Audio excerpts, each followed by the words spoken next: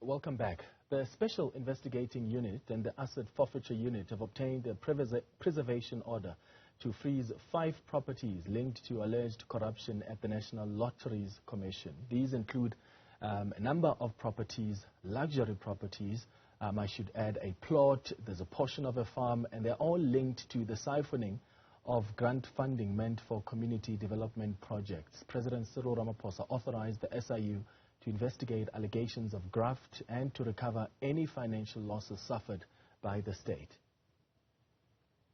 For more on this, we're joined by the SIU spokesperson, Kaizer Kganyago. Mr. Kganyago, thank you so much for making time for us here on News at Prime. How important is this development in your investigations into the corruption at the National Lotteries Commission, and how soon can we expect those responsible to be arrested? Thank you very much, and thank you to your viewers. This is a very important part of our investigation, because we always indicate that when we do our investigation, we reach certain outcomes. And this is an outcome where we found evidence enough for us to be able to take the matters to a judge and convince the judge that we need to recover money from these people, and we were able to show them how this money was siphoned out of the National Lotteries Commission to make sure that we then get that money back.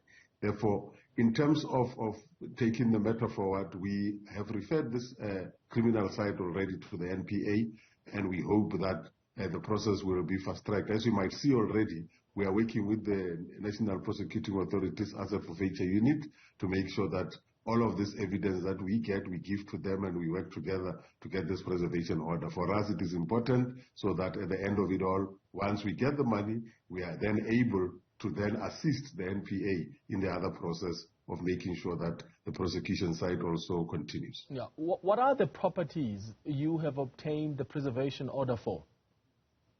Yes, it was houses, 3 houses and 1 plot that was bought, plus a lodge or a portion of a farm that was in Rustenburg. Therefore, these are 5, and they are in relation to 3 people who worked for the National Lottery Commission, and a lawyer who also worked for the National Lottery Commission, together with a prominent musician in Athamafokati, who also bought a house which is now being used as a lodge in Midrand.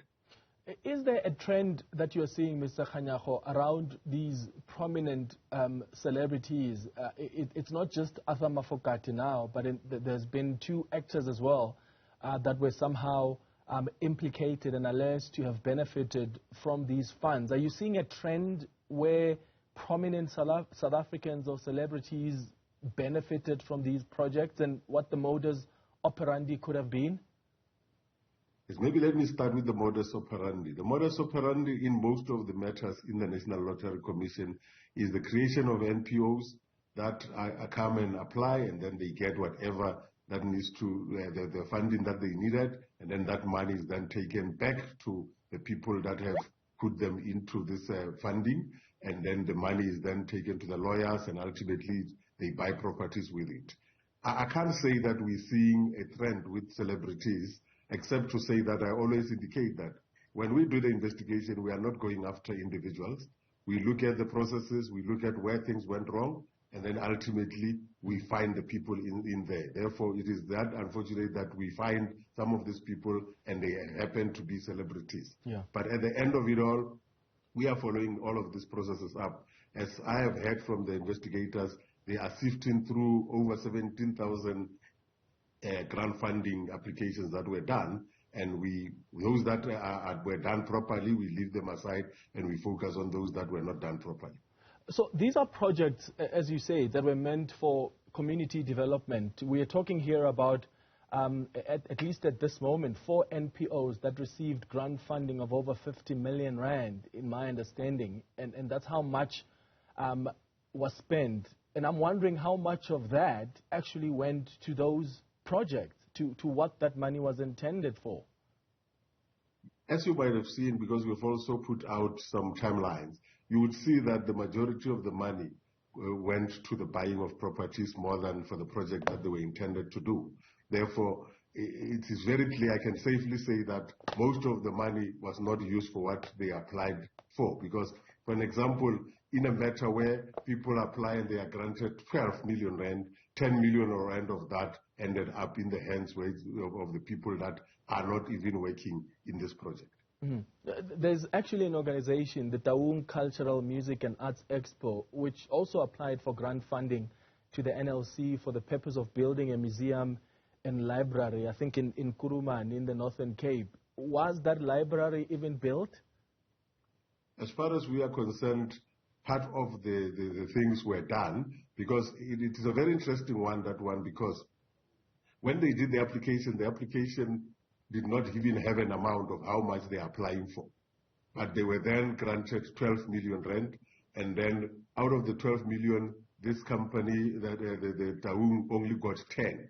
And I think the other 2 was used later on to build 1 or 2 things, but ultimately it was not used entirely for what it was intended to do. Yeah. So you have now been granted this preservation order. Do you now wait for the final determination of the application for final forfeiture? What's the next step? Yes, now that we have gotten the freezing order, we then are going to give them an opportunity as the people that are involved to indicate in court why this should not be made final. And once that process is done, it will be made final, and therefore all of these properties will be forfeited to the state, because we have got proof that they were bought by the money that was from the notary, and it was for intentions that are not noble. Therefore, we will get those properties to be sold and the money be taken back to where it's supposed to be. When the president authorized the SIU to investigate the allegations of corruption at the NLC, the intention was also to recover financial losses. So far, from your investigations, how much money are you going after? We have not quantified it as yet. Like I said earlier on, we are looking into about 17,000 around funding applications. Therefore, if 5 of them is in today, can go up to 56.2 million. Therefore, you can imagine. You remember in the previous trench when we did, there was a house that was alone worth 27 million. And we also had others where there are cars and all of that. We have not quantified it as yet, because there's still a lot of work that needs to be done. I've often heard in the past some of the people that have been implicated saying that as the SIU, you've not even gotten in touch with them. I think Terry Peto was one of those who released a statement and said, I didn't even know that I was under investigation. I've not even been told by the SIU. Have you received any response so far from those that have been implicated? Have you sought even their response? Are they cooperating, in essence, is what I'm asking? Yes. In some of the instances, you find people who go public and say statements like that. But I can safely tell you 90%, if not 100% of the time, we interact with them and indicate to them that we want their side of the story, and they give us their side of the story.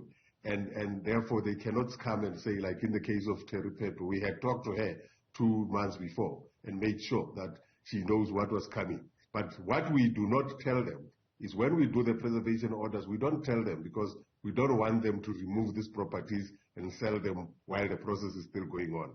We do it alone, what we call ex parte, and therefore they will then hear when the final order has been granted, and therefore at that point they will be served so that they have an opportunity to defend themselves. Therefore, all of them by now know that the order has been done, and they will have to appear and if they want to defend themselves. Therefore, we are very clear. If they want to cooperate with us, we are more than welcome to talk to them. But at the end of it all, the proof is there. We have found the proof that the money used was from the lottery.